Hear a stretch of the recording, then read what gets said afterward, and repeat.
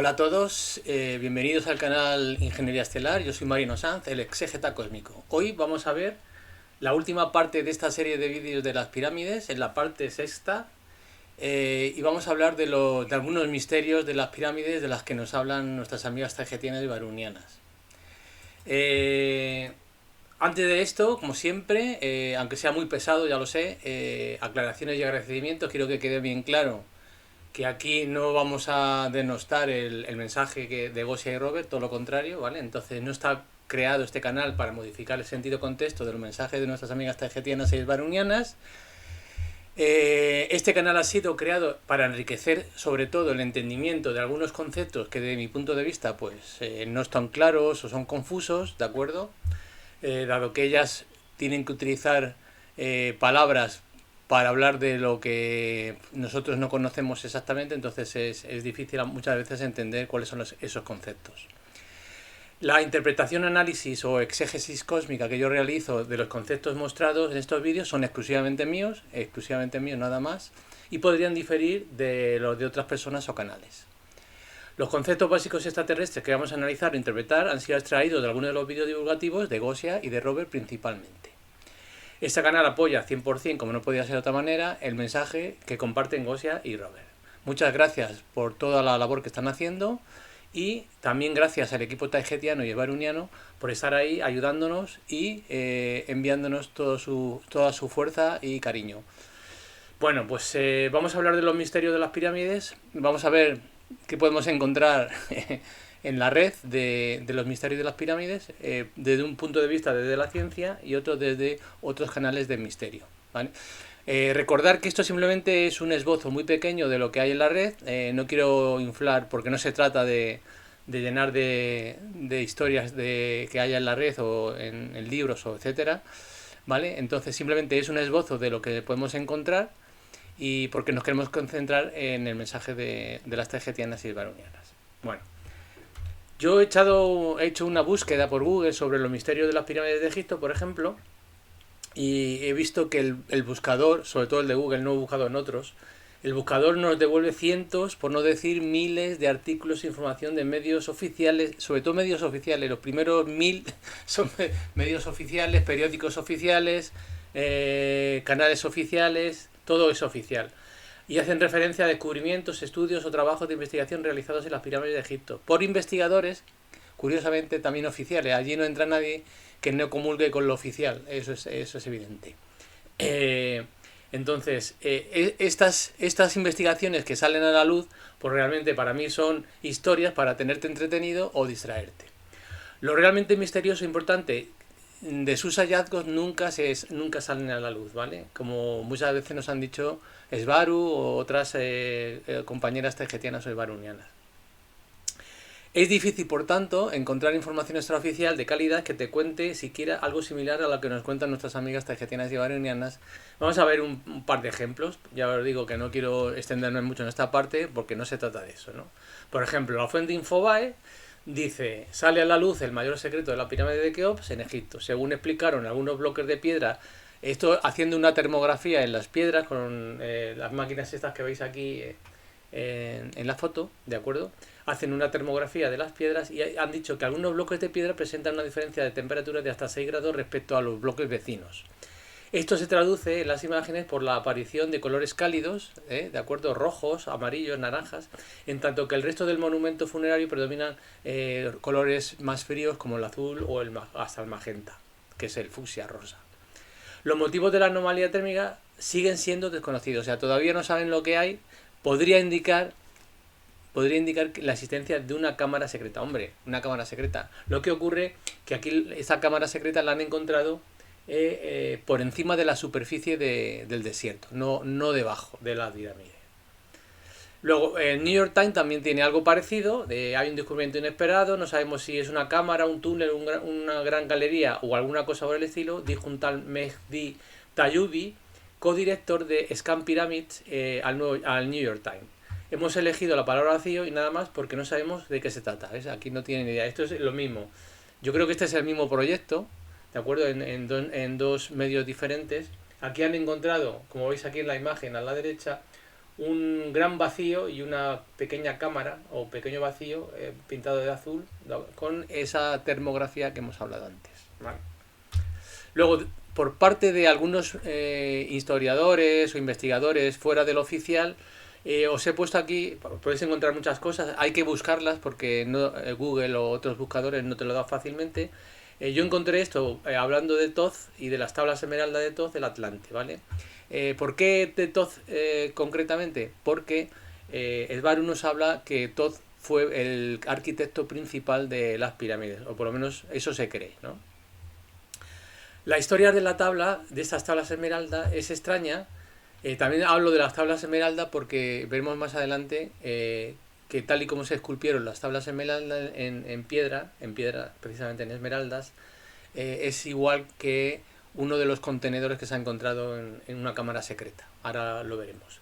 Bueno, pues la historia de las tablas es extraña y más allá de la creencia de los científicos modernos y oficiales, por supuesto, su antigüedad es impresionante, datadas en unos 36.000 años antes de Cristo. Esto significa que Thoth ya existía antes de la construcción de la Esfinge. Recordar que Svaru en uno de los primeros vídeos que hicimos de esta serie hablaba de que la antigüedad de la Esfinge podía estar en los 30.000 años, es decir, que en Egipto ya existía algo.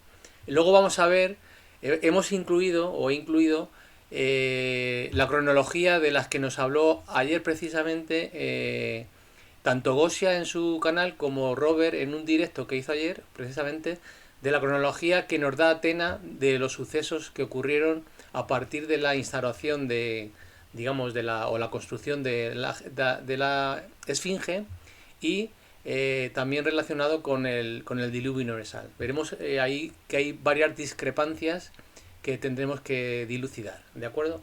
Entonces, estamos hablando de que las tablas esmeraldas son de unos 36.000 años antes de Cristo. Esto puede coincidir con el año de la construcción de la Esfinge, ¿vale? O sea que es decir, que Thoth ya estaba presente, pero probablemente la construcción de la Esfinge y la construcción de las pirámides también. El escritor es Thoth, un rey sacerdote atlante, también podría estar en Atlántida y ir después del diluvio a Egipto, ¿de acuerdo? Dice que fundó una colonia en el antiguo Egipto después del hundimiento de la madre patria, ¿vale? Esto quiere decir que después del gran diluvio, que fue el hundimiento de la Atlántida, según sabemos, Thoth fundó una colonia en el antiguo Egipto, que serían probablemente los primeros habitantes post-diluvio de Egipto. Y dice que él fue el constructor de la gran pirámide de Giza, erróneamente atribuida a Keops. Evidentemente, aquí parece ser que atina o acierta 100%. En ella, o sea, en la gran pirámide, él incorporó su conocimiento de su antigua sabiduría y también seguramente resguardó registros e instrumentos de la antigua Atlántida. Es decir, en la cámara secreta de la que habla Svaru está escondida la información de Thoth, pues según ella parece ser que sí, ¿no? Ahora lo veremos.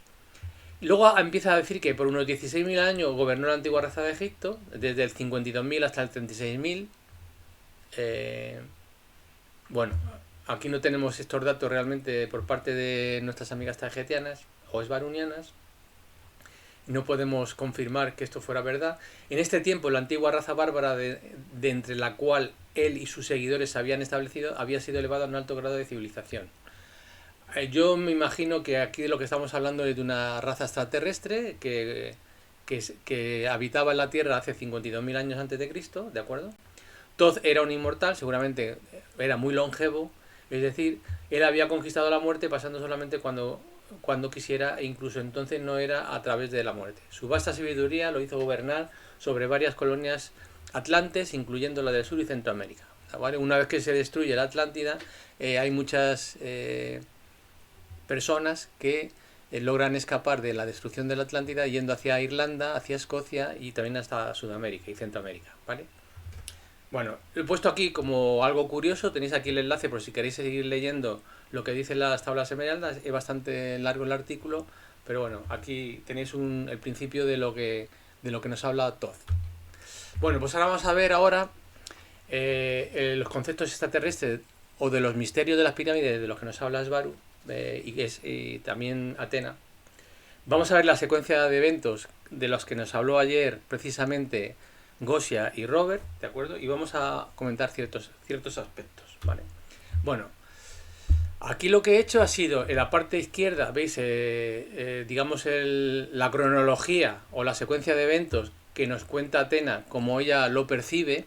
Recordar que cualquier evento antes de la matriz lunar, o sea, hace 12.500 años, es casi imposible de calcular, es decir, que aunque haya discrepancias, puede ser que lo que esté diciendo Atenas coincida con lo que en su día dijo Sbaru. ¿Y qué es lo que dijo Sbaru en su día? Dice, las pirámides fueron construidas justo después de la inundación, es decir, después del cataclismo de Tiamat, cuando se estaba instalando la matriz lunar, es decir, cuando se estaba instalando la luna para generar el campo, las bandas basales, distribuyendo manualmente la frecuencia de la luna para transmitirla en toda la Tierra, ¿vale? Esto es lo que dice Sbaru. Esto lo podéis ver en el vídeo de primera parte de esta saga que hemos hecho, ¿de acuerdo? Lo podéis ver. Y dice que la esfinge tiene como 30.000 años, ¿vale? Aproximadamente. Pero las fechas exactas son difíciles de acordar, incluso para mí. Como he explicado antes, cualquier evento antes de la matriz lunar es casi imposible de calcular, ¿de acuerdo? Entonces, aunque haya una discrepancia, es muy probable que Atena tenga también razón. Y os voy a dar una cosa, os voy a decir lo que es mi interpretación de lo que dice Atena, ¿de acuerdo? O simplemente aportar una información que creo que puede darnos más pistas, ¿no? O sea, ella dice que lo primero que pasa, de todas las cosas que nos han hablado, es que se construye la esfinge. Recordar que la esfinge es como la indicación de un lugar donde hay bases extraterrestres, como la de la Federación. Acordar que esto siempre lo ha dicho Sbaru, o también incluso Atena, que las esfinges son indicaciones de la cercanía de una base extraterrestre, un DUM, en las inmediaciones. Recordar, por ejemplo, el monte Bucegui en el este de Europa, ¿de acuerdo? Que también indica que debajo hay una base extraterrestre que en estos momentos está desmantelada completamente, ¿no? Entonces, si se construyó la esfinge, quiere decir que en ese mismo periodo o en esa misma época también deberían haberse construido los Dum, ¿de acuerdo? Entonces, si también se construyeron los Dum, es lógico pensar que las pirámides se construyeran también a la par. ¿Por qué? Porque las pirámides eran las fuentes de energía con las que se alimentaban los Dum. Con lo cual, lo que dice aquí Atena, construcción de la esfinge, construcción de las pirámides y construcción de Atlantis, en este mismo periodo puede tener sentido, ¿de acuerdo? Entonces, fijaros que Barut lo dice de lo contrario, que las pirámides se construyeron después del cataclismo, del diluvio, ¿de acuerdo? Y cuando se estaba instalando la luna para generar la matriz lunar, ¿de acuerdo? Entonces, esa es la discrepancia que existe, pero tiene coherencia lo que yo os digo en cuanto a la construcción de la esfinge y la construcción de las pirámides como dos cosas realizadas en la misma época, ¿vale? Después de todo esto, aparece las guerras de Tiamat, con la consiguiente destrucción del planeta. Cuando se destruye el planeta, se desestabiliza completamente toda la dinámica planetaria de nuestro sistema solar, ¿de acuerdo? En ese momento se producen cataclismos en la Tierra, produciendo muchas extinciones masivas de biología, tanto animal como vegetal, ¿de acuerdo? Poco tiempo después cae el agua de Tiamat a la Tierra y en Venus, creando el gran diluvio, ¿de acuerdo?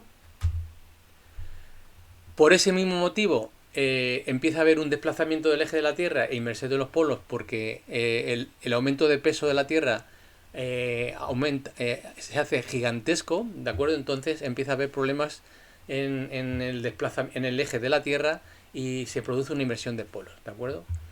Para evitar en lo máximo posible toda la destrucción de la dinámica de la Tierra, lo que se hace es, en el punto 9, es colocar en órbita la nave biosfera esférica dañada de la batalla de la Federación, que es la Luna actual, en un intento de estabilizar la Tierra y llevarla a un equilibrio aceptable, ¿de acuerdo? Entonces, lo que dice aquí Atena también es ligeramente o difiere bastante con lo que nos dice Atena, Sbaru, al respecto de cuándo ponen la luna, ¿vale? Entonces, Atena dice que la luna es colocada para estabilizar la Tierra después de los cataclismos, y Esbaro nos dice que está puesta ahí para provocar una bajada en la frecuencia de la Tierra para contener a los entes o las razas regresivas y para que no pudieran salir de la Tierra, ¿vale?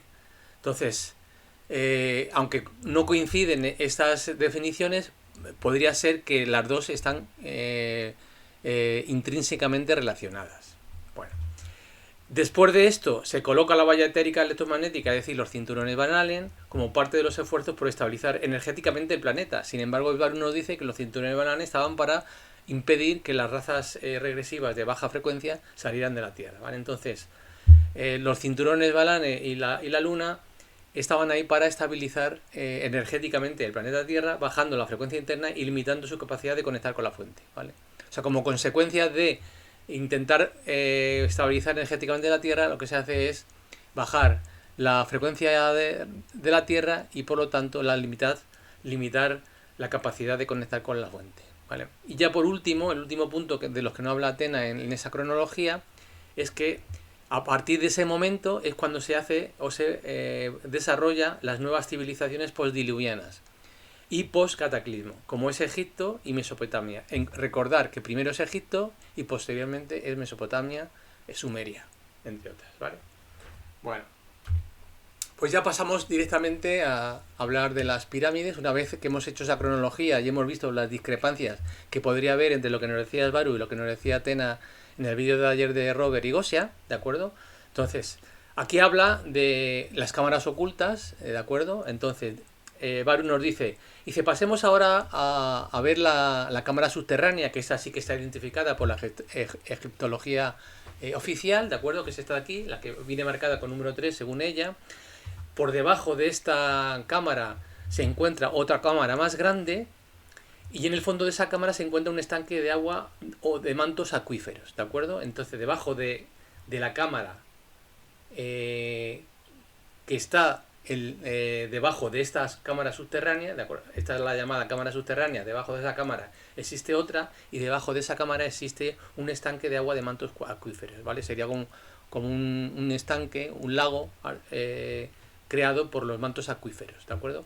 Que se conectan con el Nilo, es decir, esos mantos acuíferos se alimentan de agua del Nilo.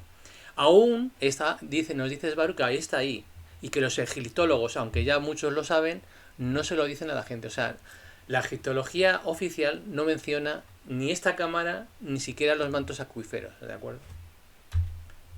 Bueno, yo en función de lo que nos dice Esbaro, ¿vale? Entonces lo que hago es pintarme una cámara que es oculta, que está debajo de la cámara subterránea, ¿de acuerdo? Y dice que en el fondo de esta cámara se encuentra un estanque de agua y de mantos acuíferos que se conectan con el Nilo. Yo entiendo que esto sería el estanque y estos serían los mantos acuíferos que se conectan con el Nilo, ¿vale? Y esta sería la cámara. Veremos por qué esta forma que he pintado, ¿de acuerdo? Bueno, Esbaro nos dice entonces, nos hace una descripción de esa cámara y dice: tuve que dibujar esto yo abajo las líneas azules, ¿de acuerdo? La línea azul aquí sería el manto acuífero, ¿de acuerdo? Hay otra cámara, que es la que está debajo de la cámara subterránea, que sería esta de aquí, ¿de acuerdo? Y allí contienen en este momento varios mal llamados sarcófagos con escritura, documentos sobre la misma pirámide, ¿vale? Esto podría ser aquellos documentos o aquella información que hemos visto al principio que nos dejó el constructor de las pirámides, Thoth el Atlante, ¿vale? Estos están escritos en piedras de moldavita, ¿vale? No están escritos en papiro ni nada de eso, simplemente están escritos en piedra de moldavita para que esos escritos no se pierdan nunca.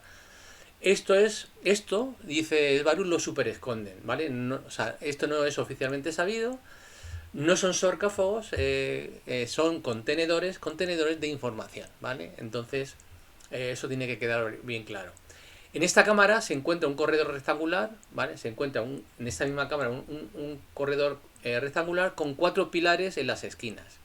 Y en el centro una cámara inundada con un sarcófago lleno de moldavita, la verdad, como las tablillas de Thoth. Es decir, la piedra de moldavita está labrada de la misma manera que las tablillas de Thoth, ¿vale? Las tablillas de esmeralda de Thoth. Entonces, ¿cuál es mi interpretación? Bueno, pues yo he hecho este dibujito, ¿vale? De cómo interpreto cómo es la cámara, ¿vale? Sería esta cámara con contenedores de documentos de información de la propia pirámide. Luego hay un corredor, que es este de aquí, con 4 pilares. Os he puesto 4 pilares más o menos egipcios, por así decirlo, ¿de acuerdo? Y en el centro una cámara que está inundada y que contiene un sarcófago lleno de moldavita labrada, como las tablillas de Thoth, con toda la información seguramente incluso de la Atlántida, como nos decía al principio el investigador que habla de las tablillas esmeralda de Thoth. Thoth sería el principal arquitecto de las pirámides, según nos dice Sbaru, que también habíamos hablado de ello en la parte número 1 de esta saga de vídeos, ¿de acuerdo? Esta es la imagen construida a partir de la interpretación que yo tengo de la información de Sbaru, ¿vale? Y esta sería la cámara oculta, ¿de acuerdo? Que esta conectaría de alguna manera con la cámara superior subterránea arriba indicada, y que esta sí que es oficialmente conocida, ¿vale? Pues esta sería un poco mi ilustración de cómo yo entiendo que es esta cámara, ¿vale? Los contenedores, el sarcófago lleno de moldavita labrada como la estabilidad todo, es la cámara inundada, por eso está en azul, con 4 pilares en las esquinas, etcétera, etcétera, ¿vale? Bueno, dooms. También Sbaru habla de los dooms, que eran esas dos bases que hay debajo de la esfinge, exactamente, ¿vale? En esta área en rojo, esta que marca aquí, aproximadamente, se encuentran los dooms, uno encima de otro. El primero se encuentra a 30 metros de profundidad, el segundo a 60. Contiene innumerables cuartos, pasillos, tecnología oculta, sistemas como de cualquier base de la Federación contemporánea. Es decir, si pudiéramos entrar ahí veríamos todo tecnológicamente avanzado comparado con lo que tenemos nosotros en la Tierra. La entrada está debajo de la esfinge y el control está debajo de la oreja derecha, ¿de acuerdo? Que esto ya también nos lo había pintado Sbaru. Vale, pues mi interpretación es esta, porque esto era una estación base o de paso, o base mayormente subterránea de 2 niveles. Durante la construcción de las pirámides el lugar era un puerto multicultural espacial. Entonces, aquí vuelvo a insistir lo que había dicho sobre la cronología de Atenas. Si los Doom están construidos cuando se construyeron las pirámides y la esfinge es simplemente una indicación de que debajo o cerca hay Dooms, entonces tanto la esfinge como las pirámides y los Doom tenían que haberse construidos a la par, en la misma época, en el mismo momento, ¿de acuerdo? Porque las pirámides daban energía a los Doom y la pirámide indicaba la entrada a los Doom directamente, ¿vale? Entonces tiene sentido la cronología que nos pone Atenas. Bueno, dice, abajo es una base como era en aquel entonces, es decir, no se ve como una reliquia egipcia, es decir, no vamos a ver este tipo de columnas, ni mucho menos, por eso las pongo aquí, pero las tacho porque no existen, sino que sería algo mucho más avanzado, ¿vale? Con herraderos de metal y de compuestos, con puertas neumáticas y equipo abajo. O sea, todo esto que estáis viendo aquí, más o menos sería lo que veríamos, ¿de acuerdo? Sigue hablando diciendo que sé que habría lugares de esparcimiento, con recámaras, cocinas, lugares en común, laboratorios y salas llenas de equipo de cómputo, o sea, con ordenadores, etcétera, y localización, navegación para naves, lugares de portales y almacenes, lugares de ingeniería como para sistemas de apoyo y de acomodación, es decir, para la tripulación. Esto sería para varias especies o razas, lugares como centros médicos, medpod, naves pequeñas, etcétera, etcétera. En los ordenadores habrá información, es decir, que ella supone que todavía hay ordenadores ahí, si no los han destruido, ¿vale? Dice, todo está dormido y dañado, pero más de una cosa funcionará, ¿vale? Entonces ellos no lo saben porque no han estado ahí desde hace miles de años. Esto es equivalente a lo encontrado debajo del monte Bucegui. Aquí os he puesto una foto de uno de los, digamos, túneles que hay debajo del monte Bucegui, ¿vale? Bueno, otro de los misterios de las pirámides es la teoría de la correlación de Orión, que esta teoría de la correlación de Orión la sacó el investigador ingeniero Robert Bauval. Escribió un libro al respecto, El misterio de Orión, y él decía que el posicionado de la construcción de las pirámides coincidía con el posicionado de las estrellas del cinturón de Orión, ¿de acuerdo? Aquí Robert pregunta, ¿y por qué tienen esa disposición como si fuera de Orión? Creo que lo dijiste una vez, Sbaru, ¿y tiene alguna razón de ser de que sean 3 pirámides con distintos tamaños? Y Sbaru dice que esto es un mensaje como distractor inclusive. Es como emblemático. Orión es la constelación más fácilmente reconocible de la Tierra. Eso es evidente. Miras al cielo y lo primero que ves es el cinturón de Orión, ¿no? Pero las pirámides, sinceramente, estaban enfocadas a Alcione, Sirio y Alfa Draconis. De hecho, hay muchos estudios en los que los canales internos que tiene la pirámide apuntan a a Sirio, a Alfa Draconis, veis aquí Alfa Draconis, Sirius, el cinturón de Orión, ¿vale? Y Alcione yo no lo he podido identificar en ninguna imagen encontrada en internet, ni tampoco he podido posicionarla más o menos a ver dónde podría estar situada en esta esfera de aquí, ¿de acuerdo? Pero bueno, esto es lo que nos dice Esbaru, ¿de acuerdo? Que lo de que coincida con esto es un distractor, que no tiene ninguna, digamos, interés científico, por así decirlo. Bueno, aquí Gosia nos, hablando de la densidad vibratoria de la pirámide, aunque ya hablamos en el antiguo vídeo, en el anterior, dice, ¿por qué tenía que ser tan enorme si solo la forma ayuda podría ser de 6 metros? Es decir, aquí ya veníamos de saber que la forma de la pirámide es especial, específica para poder ser un generador de frecuencia, etcétera, etcétera. Entonces, ¿por qué tenía que ser tan enorme? Le pregunta a Gosia si también podía ser mucho más pequeña. Y Esbaru aquí nos dice que sí, en sí cualquier pirámide, aun las de tamaño de una mano, aumenta la frecuencia en general, es decir, tiene propiedades de generador y aumentador de frecuencia. Pero con estos tamaños la concentración de energía es gigantesca. Evidentemente, que es lo que necesitábamos o se necesitaba para alimentar los DUM en un principio, ¿vale? En sí la Gran Pirámide es una de las 3 pirámides maestras de la Tierra, junto a otras 2 principales, que es la del Sol de México y la que está en Alaska, ¿vale? La que está en Alaska parece ser que es una pirámide subterránea o que está enterrada, ¿de acuerdo? La del Sol es esta, que muchos conocéis, ¿de acuerdo? Y yo las interpreto de esta manera. Estas son las líneas ley que podéis encontrar en esta dirección, en este site, ¿de acuerdo? Más o menos, evidentemente las pirámides de Keops están en un punto crítico de líneas ley, muy potente. La pirámide del Sol está en una de estas líneas, no es un punto como el de las pirámides de Keops, ¿de acuerdo? Y luego la subterránea debe estar también en otra línea, que es esta negra que veis aquí, ¿de acuerdo? Todas están en líneas ley y lo que hacen es, digamos, mantener una frecuencia principal en la Tierra, ¿de acuerdo? Bueno, pues aquí acabamos este vídeo tan estupendo de los misterios de las pirámides, como nos han hablado Esbaru y Atena, ¿de acuerdo? Estos son todas las referencias, vídeos recomendados, transcripciones y otros enlaces que podéis visitar, ¿de acuerdo?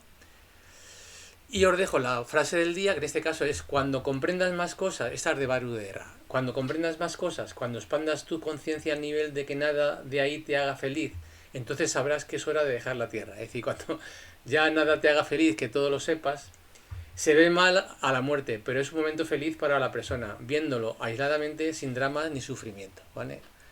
Entonces, ¿esto qué es? Un mensaje de Esbaru para decirnos que no tengamos miedo a la muerte, porque en realidad la muerte no existe, ¿de acuerdo? Bueno, las propuestas para los siguientes vídeos, solo tengo esta. Creo que va a ser bastante interesante, ¿de acuerdo? Aunque rompe un poco la línea de los últimos vídeos, ¿de acuerdo? Pero sí que está enlazada con la vida de Arsinoe cuarta, me parece que nos habló Aneca, perdón, de Arsinoe, ¿de acuerdo? Entonces entronca un poco esta idea de Arsinoe o la vida que nos contó Atena con la dinastía merovingia, ¿vale? Que podría ser un linaje egipcio, es decir, la dinastía merovingia. Si habéis leído algo al respecto, veréis que parece ser que hay un enlace, hay un link, una unión de la dinastía merovingia con descendientes de Jesús y María Magdalena, ¿vale? Entonces no os digo más, eso es lo oficial, pero yo lo interpreto de otra manera y en este vídeo vamos a ver 2 hipótesis que yo creo que podría ser ese digamos, santo grial del que tanto se habla, perteneciente a la dinastía merovingia, ¿vale? Entonces, yo creo que es un linaje, proviene del linaje de la dinastía merovingia, proviene de un linaje egipcio, del antiguo Egipto, y también es un linaje extraterrestre, ¿vale? Que podría ser o venir a través de Arsinoe IV, ¿vale? Entonces, creo que va a ser un vídeo interesante y próximamente lo sacaremos a la luz, ¿vale? Entonces, aquí se acaba este vídeo, espero que os haya gustado, pulsar like si os ha gustado y compartirlo con todos vuestros amigos y conocidos. Pues nada, Hasta otro y que os vaya bien.